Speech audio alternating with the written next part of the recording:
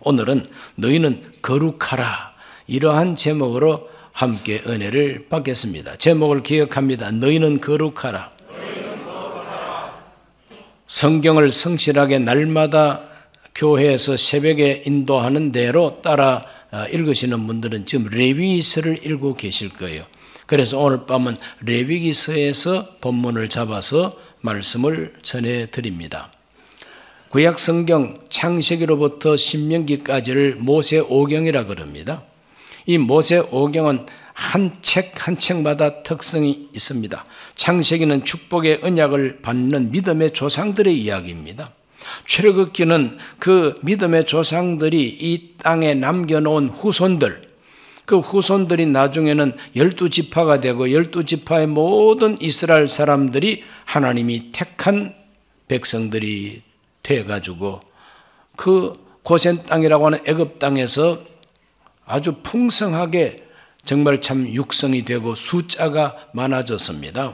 출애굽할 때 남자들만 60만 명 넘었다고 하시니까 굉장한 바로 부흥을 가져오게 된 것이죠. 이건 하나님의 섭리입니다.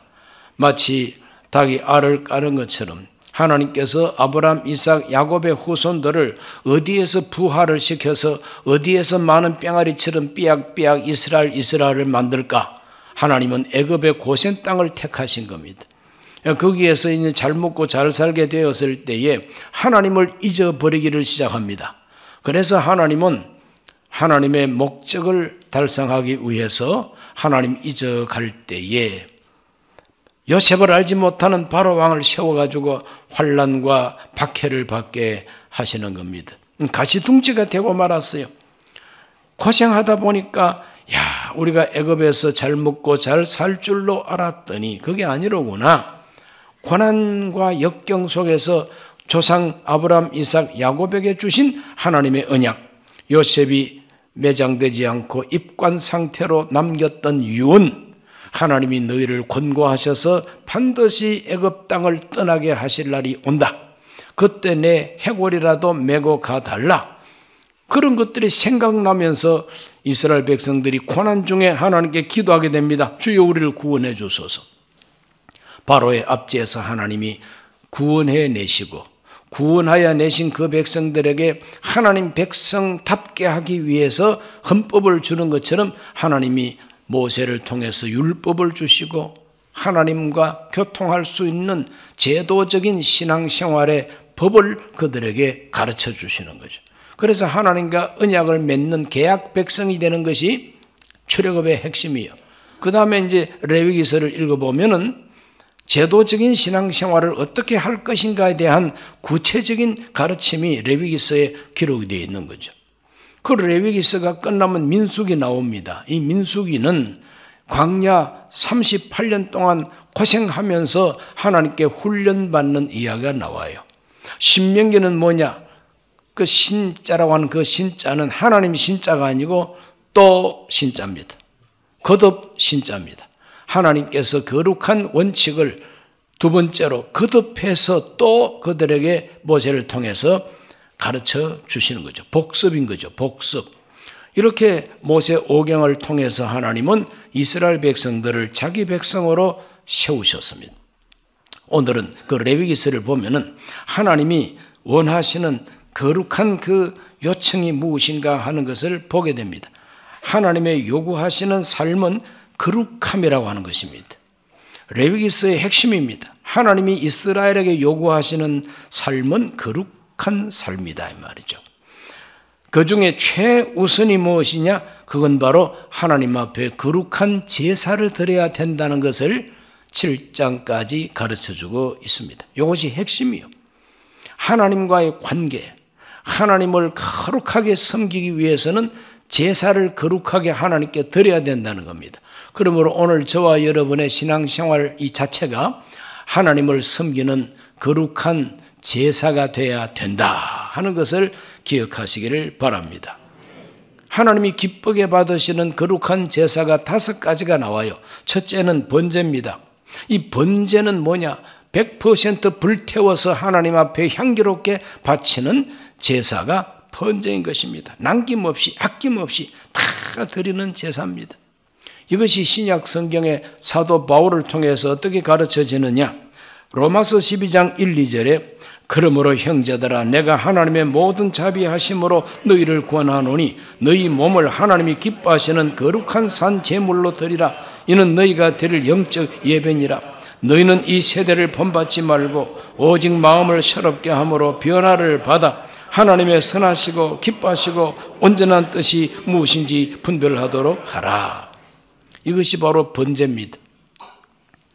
우리 몸을 하나님이 기뻐하시는 산 제물로, 구약의 제물은 죽여서 바치는 제물이고 불태워 바치는 제물인데 신약 시대에 우리의 제물은 산채로 하나님이 받으시는 제물이 되어야 된다. 몸으로. 그래서 우리 몸으로 어떻게 하나님을 섬길 것인가? 마음으로 생각으로만 섬기는 거 하나님 만족하지 않습니다. 마음에 있으면 생활 속에 나타나야 된다는 거죠. 그러므로 우리 몸이라고 하는 것은 일상생활 속에 부딪히는 모든 생활이 바로 몸으로 드리는 제사라는 것이죠. 이것이 하나님이 기쁘게 받으시는 제물이 되게 하라고 하는 것이 바로 번제입니다.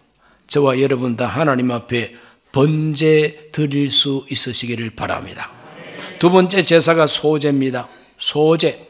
이 소제는 뭐냐? 고운 가루와 떡과 부침개를 이렇게 붙여가지고 그걸 불태워서 바치는 제물이 바로 소제 제사인 것입니다. 바로 이와 같은 가루 속에 기름을 붓고, 기름을 붓는다는 것은 정성을 다하는 것입니다. 유향을 붓고 향기입니다. 이건 바로 하나님께 감사와 기쁨으로.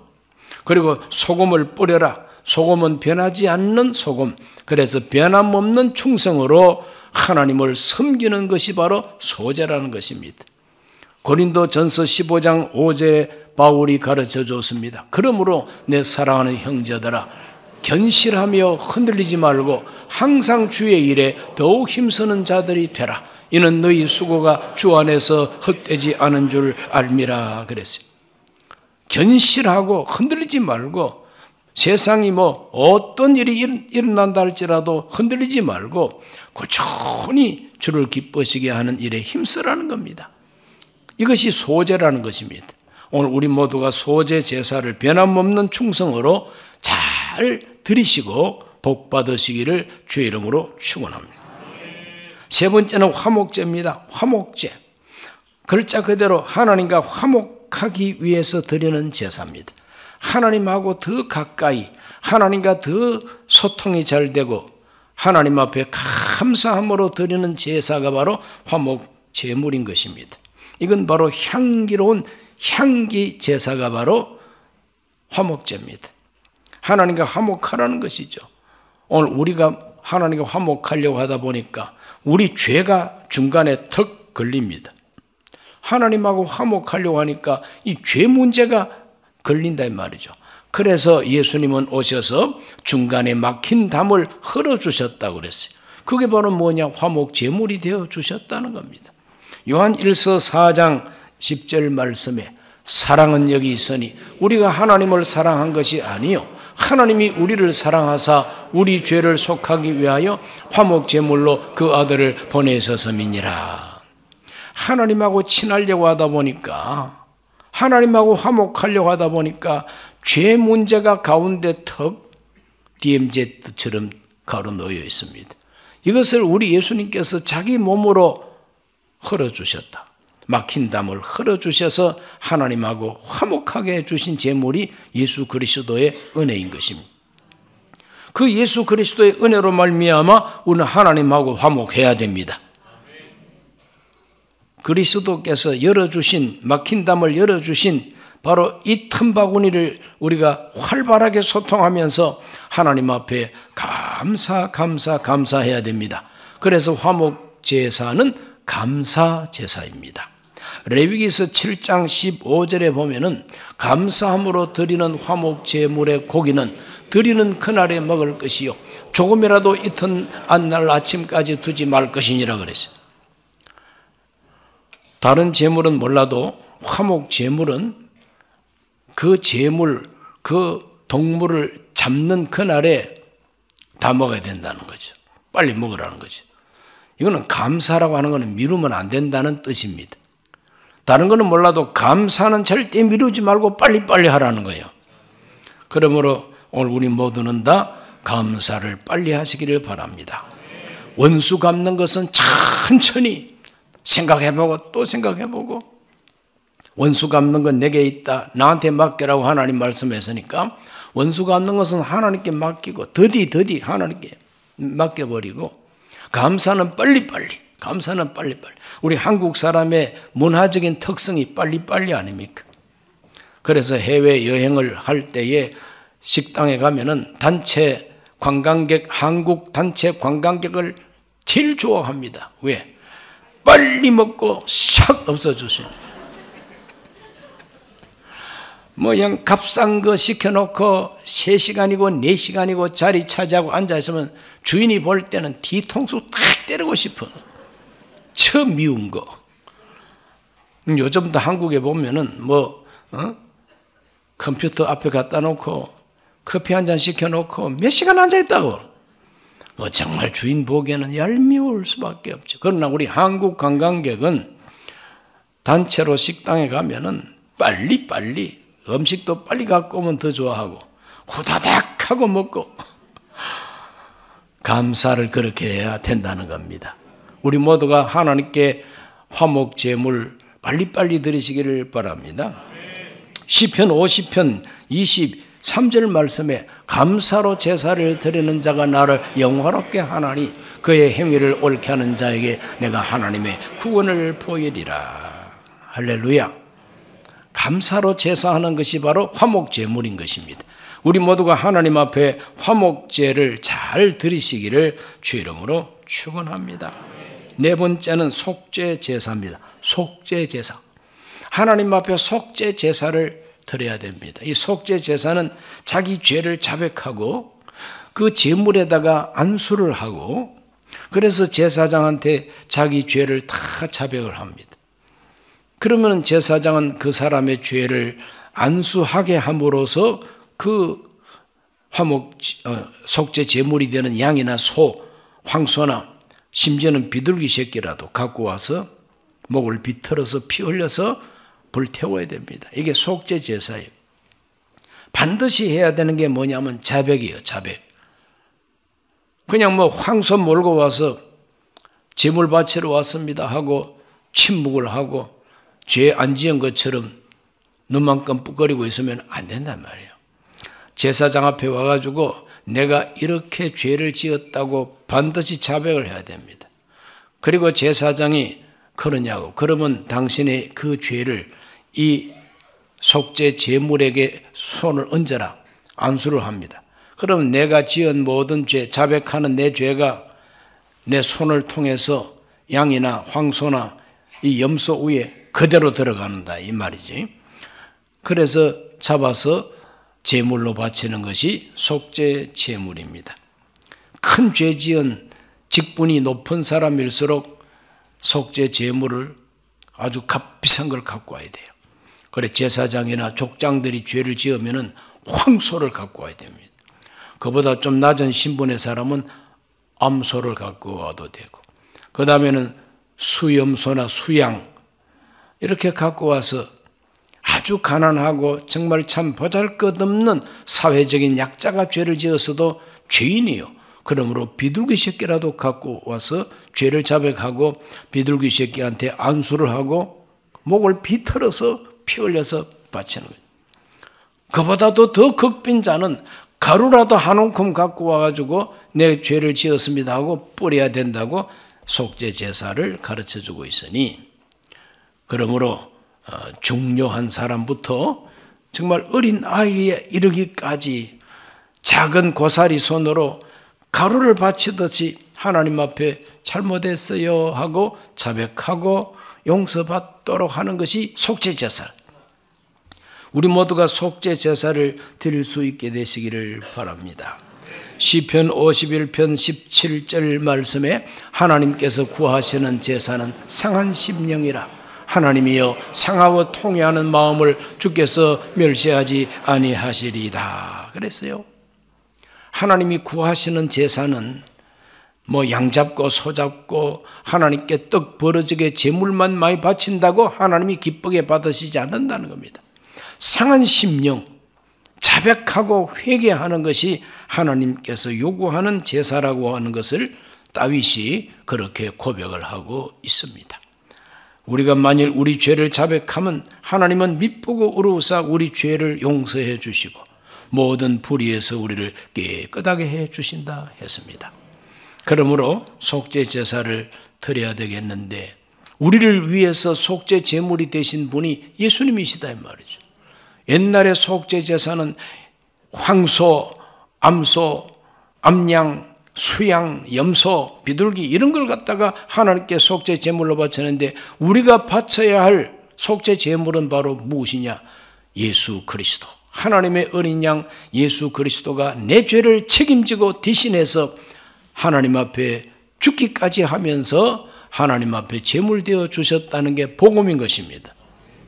예수님의 십자가를 생각할 때마다 십자가에 달린 예수를 생각할 적마다 내가 저 자리에서 저렇게 저주를 받고 처형이 되어야 되는데 예수님이 나를 대신해서 저렇게 죽으셨다 하는 것에 대한 믿음을 가지고 오늘 우리 모두가 교만할 때가 없지 않습니까? 자랑할 때가 없죠. 오직 예수님만 자랑입니다. 그래서 예수님이 나를 위한 속죄 제물 되셨음을 고백하고 하나님 앞에 감사하셔야 되는 것이죠. 다섯 번째 제사는 속건죄 제사입니다. 속건죄. 이 속건죄가 뭐냐? 내가 남에게 고발당할 만한 허물과 책임이 있을 때에 그 책임을 회피하지 말고 그 책임을 지는 제사가 속건죄입니다. 한번 따라합시다. 책임지는 제사, 배상하는 제사, 벌금 내는 제사. 그게 속건죄입니다. 속건죄. 그래서 하나님 앞에 혹 11조에 대한 죄를 지었으면은 5분의 1, 벌가금 5분의 1을 더 얹어서 드려야 된다는 거죠. 다른 사람에게 손해를 끼쳤다. 그러면 그 사람한테 갚을 때에 20%, 5분의 1을 더 얹어서 갚아야 된다는 게 속건죄예요.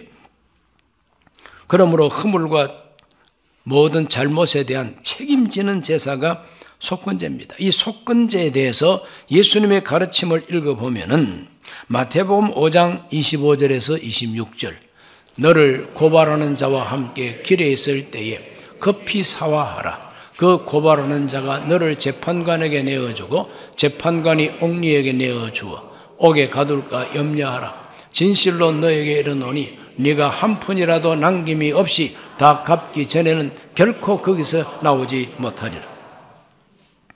갚아야 된다는 거예요.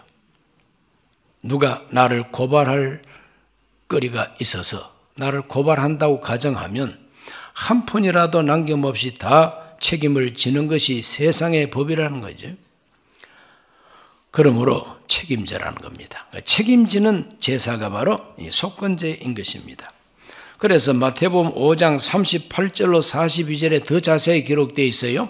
또 눈은 눈으로 이는 이로 갚으라 하였다는 것을 너희가 들었으나 나는 너희에게 이르노니 악한 자를 대적하지 말라. 누구든지 내 오른편 뺨을 치거든 왼편도 돌려대며 또 너를 고발하여 속옷을 가지고자 하는 자에게 겉옷까지도 가지게 하며 또 누구든지 너로 억지로 어리를 가게 하거든 그 사람과 심리를 동행하고 너에게 구하는 자에게 주며 너에게 꾸고자 하는 자에게 거절하지 말라.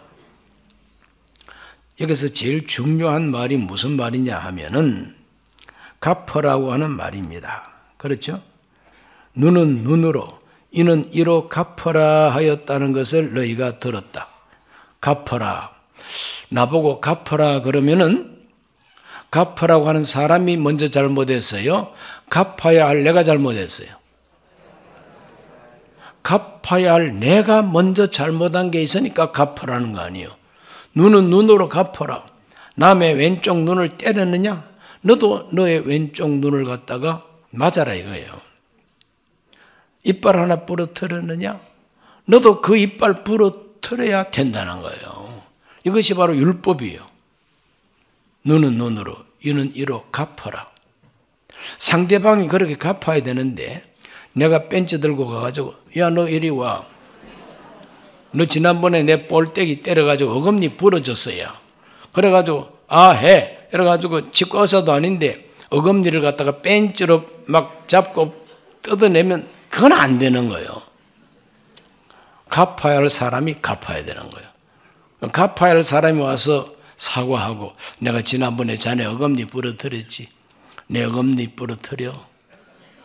그러면은 부러뜨리는 거예요. 이게 옛날 시대의 율법이에요. 예수님께서는 갚아라 하는 갚아라. 갚아야 할 사람은 자기 갚아야 할 책임을 인색하게 너 내 어금니만 하나 부러뜨려야지 곁에 있는 송곳니 건드리기만 해봐. 죽여. 이렇게 하면 안 된다는 거예요. 갚아라 하고 말씀하시면서 넉넉하게 갚아줘라. 넉넉하게 갚아주라고 하는 게 예수님의 말씀이에요. 이게 속건제라는 겁니다. 우리가 다른 사람에게 원망 들을 만한 일이 있고 내가 다른 사람에게 갚아야 할 책임이 있을 때에 그걸 막 계산해가지고 그러지 말고 넉넉하게 갚아드려라고 하는 것이 예수님의 가르침입니다. 이걸 속건제라 그럽니다. 이해가 되셨으면 아멘 합시다. 더 크게 갚아주라는 거죠. 하나님이 구하시는 이와 같은 제사, 즉 하나님과 소통하는 거룩한 제사는 이 5가지인데 이 5가지의 의미가 우리 생활 속에 나타나야 된다는 겁니다. 우리 모두가 하나님께 번제를 드리고 소제를 드리고 화목제를 드리고 속죄 제사를 드리고 속건제를 드리는 이와 같은 신앙생활을 하게 되시기를 예수님 이름으로 축복합니다. 기도합니다. 살아계신 아버지 하나님, 오늘 이 밤 하나님 앞에 나와 5가지 제사에 대해서 생각했습니다. 하나님은 거룩한 백성들에게 하나님과 거룩한 관계 맺기를 원하셔서 하나님이 기쁘게 받으시도록 5가지 제사를 드리라고 했습니다. 오늘 신약 시대를 사는 우리가 어떤 신약적 의미를 가지고 신앙생활을 해야 되는가를 알게 하여 주셔서 그리스도인으로서 올바르게 살게 해 주옵소서.